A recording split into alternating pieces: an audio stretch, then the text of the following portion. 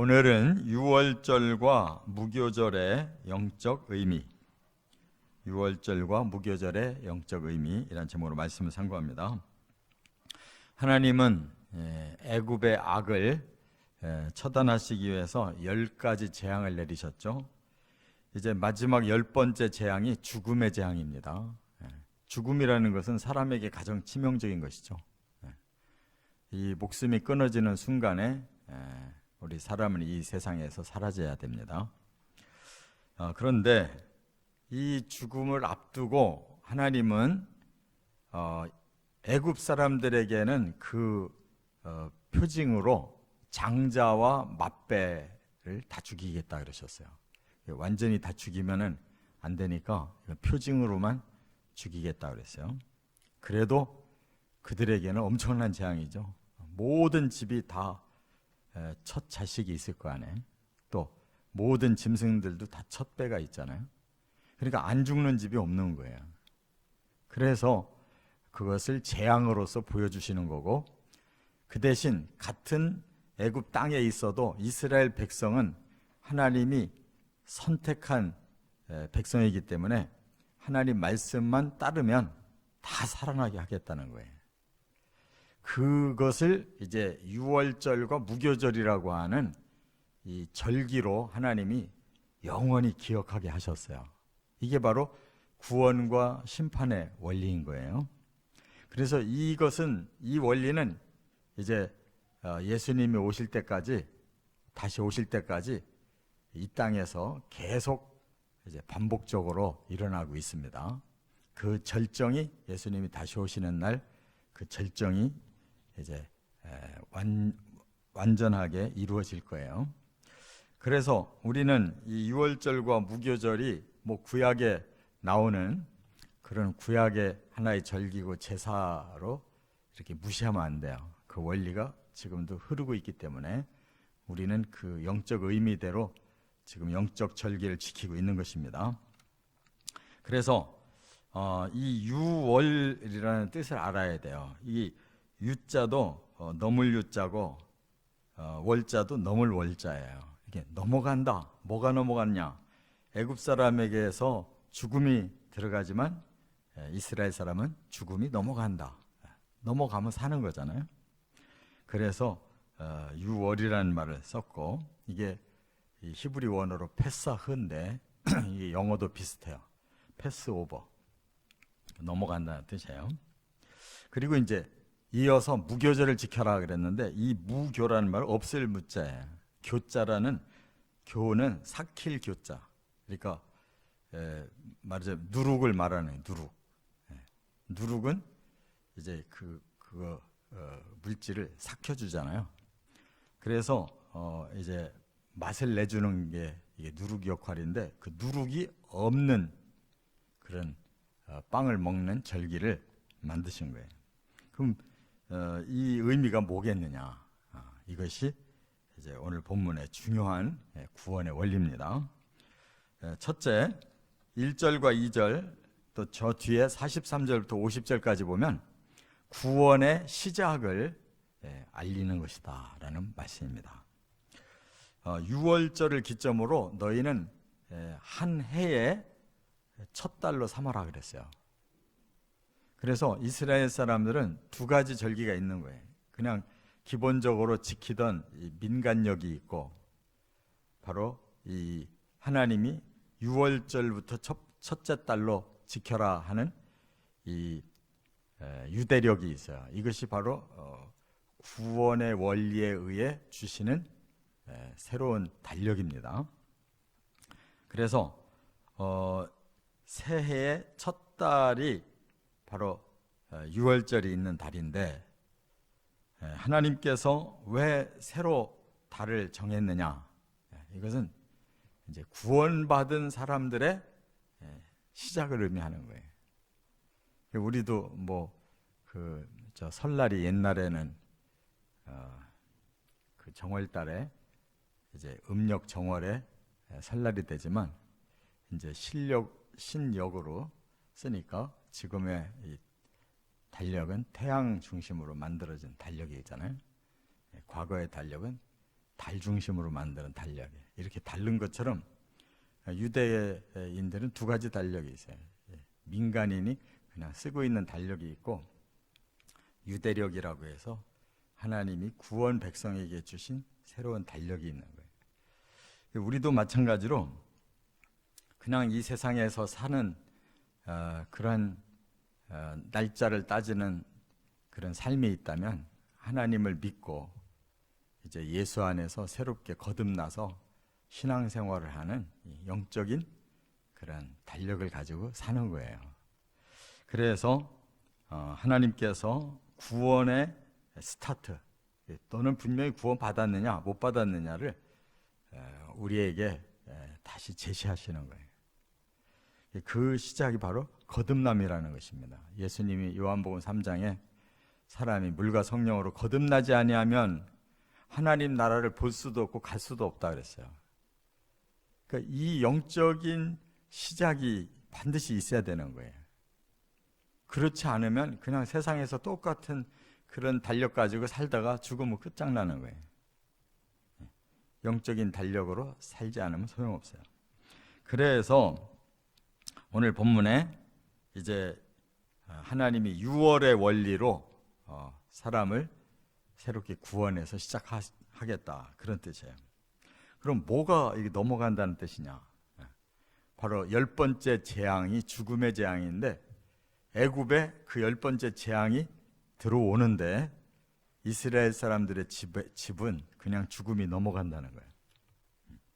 그러면 죽는 것이 당연한데 죽음이 재앙이 그 집은 넘어간다 그러면 다시 살아나는 거거든요. 이게 거듭남이라는 거예요. 우리는 죽을 수밖에 없는 자들인데 이제는 새로운 생명을 얻어서 출발했다. 그것이 6월절의 의미예요. 또 하나는 이제 이 뒤에 43절부터는 뭐를 말씀하고 있냐면 그렇다면 너희는 새로 살아난 사람들의 공동체 일원이 돼야 된다는 거예요. 그래서 똑같이 우리에게 표징을 주셨는데 그게 할례라는 거예요. 그래서 오늘 본문에 6월절에 참여하려면 할례를 꼭 받아야 된다 이렇게 말씀하고 있어요. 이 할례는 어디서 시작했냐면 아브라함부터 시작한 거예요. 아브라함이 첫 번째로 선택한 사람, 하나님의 사람이 아브라함이에요. 너부터 나와의 언약을 계속 지키려면 모든 자손들이 다 할례 받아야 된다.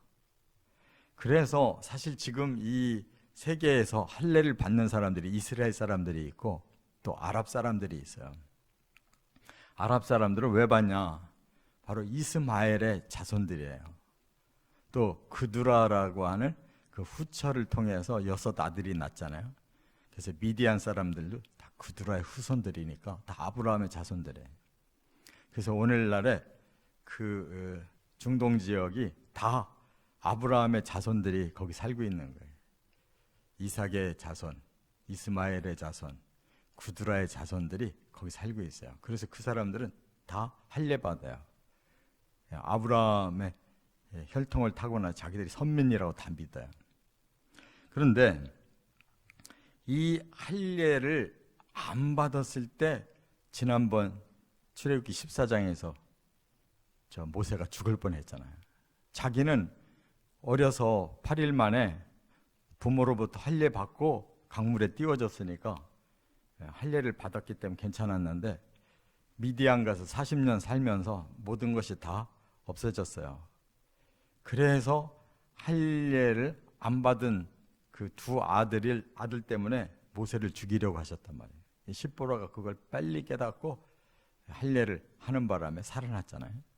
여기서도 마찬가지예요. 너희가 6월절을 통해 구원받을 건데 그것이 시작되는 동시에 너희는 할례를 받은 선민이라고 하는 공동체 안에 들어와야 된다는 거예요. 그래서 아직 안 받은 사람들이 있었어요. 그들이 누구냐면 유대인들이 아닌 이방인이면서 유대인과 함께 사는 잡족들이 있었어요. 그렇지 않겠어요? 우리나라에도 뭐 다른 나라 사람들 들어와서 살잖아요. 이런저런 이유로. 그런데 그들이 이 유월절을 통해서 하나님 선민 백성 되려면 할례 다 받으라고 그랬어요. 그래서 할례 받으면 피가 달라도 그 공동체 안에서 함께 살 수 있게 하신 거예요. 이것은 신학적인 의미로는 뭐냐? 어느 민족이든지 예수의 복음이 들어가서 교회 공동체 안에 믿음으로 구원받은 공동체 안에 들어오려면 다 세례를 받으라고 그랬어요. 예수님이. 그 뭐냐? 믿음의 고백이에요. 할례도 믿음의 고백이라고. 그 언약을 내가 믿을 때 하나님 인정해 주시는 것이 할례고 세례란 말이에요. 그렇기 때문에 이 세례가 물만의 세례가 되면 안 되는 거예요. 성령의 세례를 받아야 되는 거예요. 하나님 인정해 주시는 세례예요. 할렐루야. 이렇게 구원은 분명하게 시작이 돼야지 내가 구원 받았는지 안 받았는지, 내가 교회를 다니는데 내가 천국 갈 수 있는지 없는지 이것도 모르고 살면 이 영적인 달력이 안 만들어진 사람은 그냥 겉다리로 살다가 가는 거예요. 두 번째, 이제 구원의 방법을 구체적으로 3절부터 14절, 21절부터 28절에 말씀을 했는데 그게 바로 유월절과 무교절의 정신을 가지고 살아야 된다는 거예요. 먼저 유월절은 어떻게 시작되느냐? 그러니까 1월 10일 날, 그 달이 1월이라고 그랬으니까 1월 10일 날 한 마리 짐승을 선택해라고 그랬어요. 어떤 짐승이냐? 1년 됐는데 흠이 없는 짐승, 어린 양이나 염소를 한 마리를 선택해 놓으라고 그랬어요. 그리고 14일 날 저녁 때가 되거든, 해질녘이 되거든, 그걸 잡아서 그 피를 이 들어오는 출입구에 설주라는 말은 기둥, 저 문의 양쪽 기둥을 말해요. 인방이라는 것은 그걸 지킬 수 있는 밑에 하고 위에. 그래서 말하자면 설주 인방에다 발랐으면 문 전체에 그 양의 피가 발라져 있는 거란 말이에요.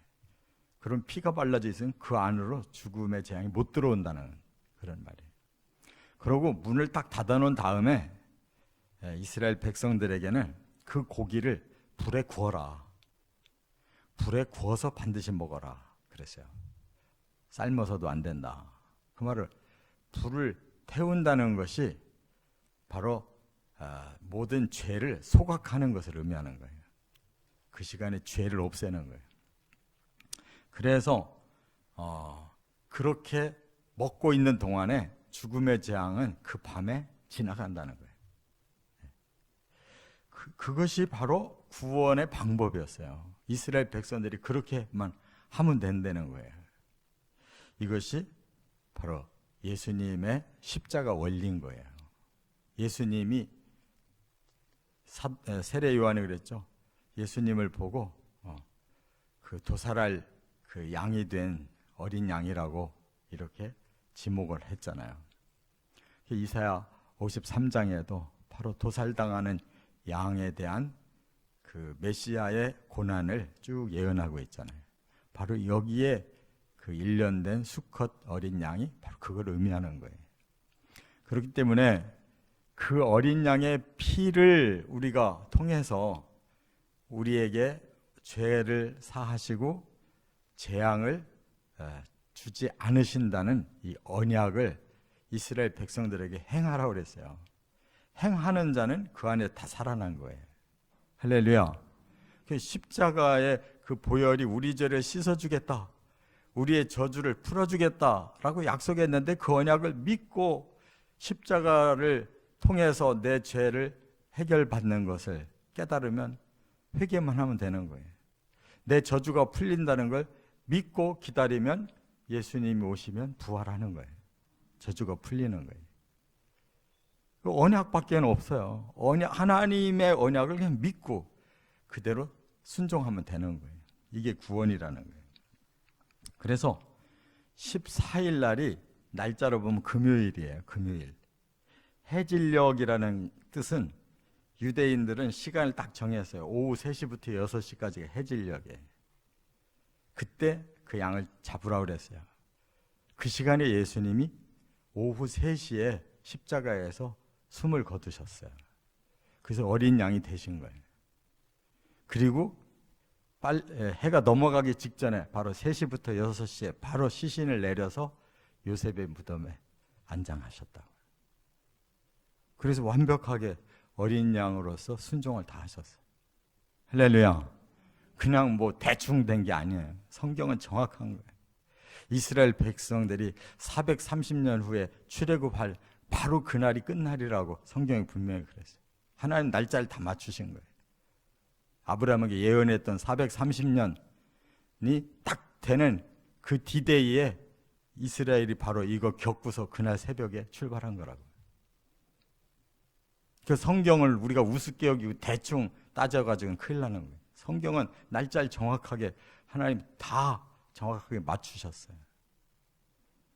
그래서 우리가 구원을 받았다 그 말이에요. 그 밤에 혹시나 싶어 밖에 나갔던 사람들 다 죽는 거예요.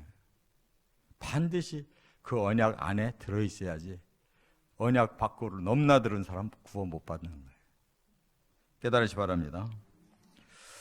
끝으로 세 번째 15절부터 20절까지 구원의 성취를 이제 누리라는 거예요. 구원 받았으면 그 구원의 삶이 우리에게 주어져야 돼요. 그게 무교절이라는 거예요. 그래서 무교절을 한 주간 지키라고 그랬는데 그 6월절 날과 무교절은 같은 출발을 하는 거예요. 그러니까 그 14일 날 저녁에 그렇게 양을 잡고 그 밤새도록 피 바른 그 집 안에서 그 고기를 구워서 먹고 있는 동안에 그 밤에 재앙이 지나갔어요. 그러니까 그 이튿날 새벽 15일 새벽에 어떻게 됐겠어요? 애굽의 모든 집은 막 울고 야단이 난 거예요. 그리고 그들이 항복한 거예요. 바로가 항복을 하고 당신들 빨리 나가달라고. 왜냐하면 계속 있으면 다 죽게 생겼으니까. 그래가지고 이 새벽에 황급하게 그들이 나가는데 나가면서 중요한 게 뭐예요? 짐 챙겨야 될 거 아니에요. 이제는 안 들어올 건데. 그래서 그 중에 챙긴 게 먹을 걸 챙긴 거예요. 그게 뭐예요? 바로 빵을 만들어 먹어야 되잖아요, 당장에. 그런데 누룩으로 부풀려 놓지를 못했단 말이에요. 갑자기 말씀하셨기 때문에. 누룩을 부풀려 놓으려면 적어도 하루든 이틀이든 이렇게 누룩에다가 그 빵을 섞어 놔야 되는데 그럴 새가 없었던 거예요.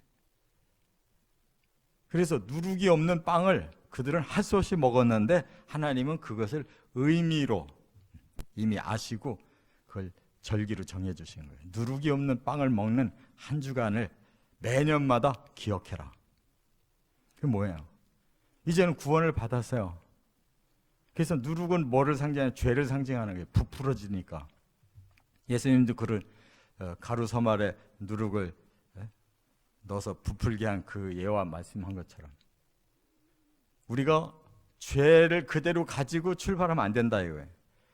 누룩을 쏙 뺀 우리의 부패된 죄를 쏙 빼고 거룩한 그런 새 사람으로 출발해서 계속 가야 된다는 뜻이에요. 할렐루야. 그래서 예수 믿는 사람들은 이제 죄가 하나도 없다는 뜻이 아니라 죄는 언제든지 회개만 하면 없어지는 거예요. 그래서 우리는 거룩한 삶을 계속 살 수 있는 하나님의 백성이 된 것을 믿으시기 바랍니다. 근데 이거를 절대적으로 해석하는 사람들이 있어요. 한번 구원이 시작되면 어떤 일이 있어도 구원은 취소되지 않는다. 이게 이단이에요. 근데 우리가 예수 믿었다고 거듭났다고 성령 받았다고 죄 안 짓나요?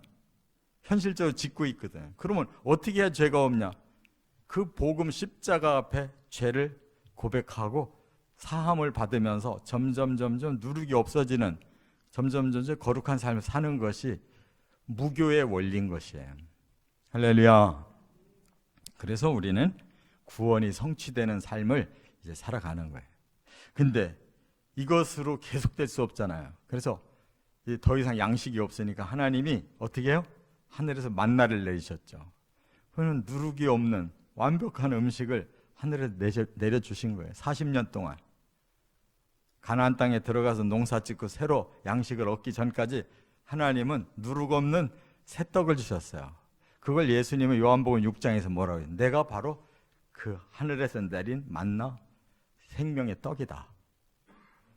그리고 나를 믿고 내 말을 따르는 자는 그렇게 구원을 얻는다라고 말씀했으니까 우리는 예수님의 주신 그 복음을 계속 먹으면 죄는 회개하고 그 누룩 없는 떡을, 생명의 떡, 예수님의 복음을 계속 말씀을 지키면 되는 거잖아요.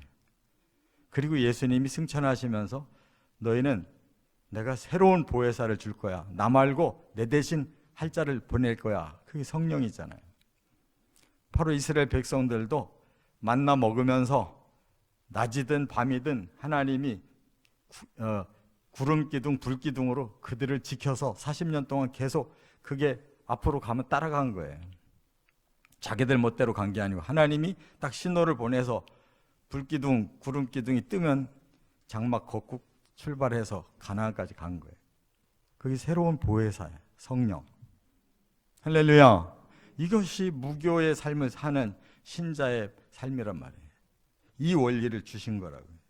그래서 우리는 이렇게 광야 같은 이 세상에서 하나님의 선민 공동체가 되어 바로 하나님이 주시는 만나와 성령을 따라서 쭉 순종만 하고 가면 되는 거예요.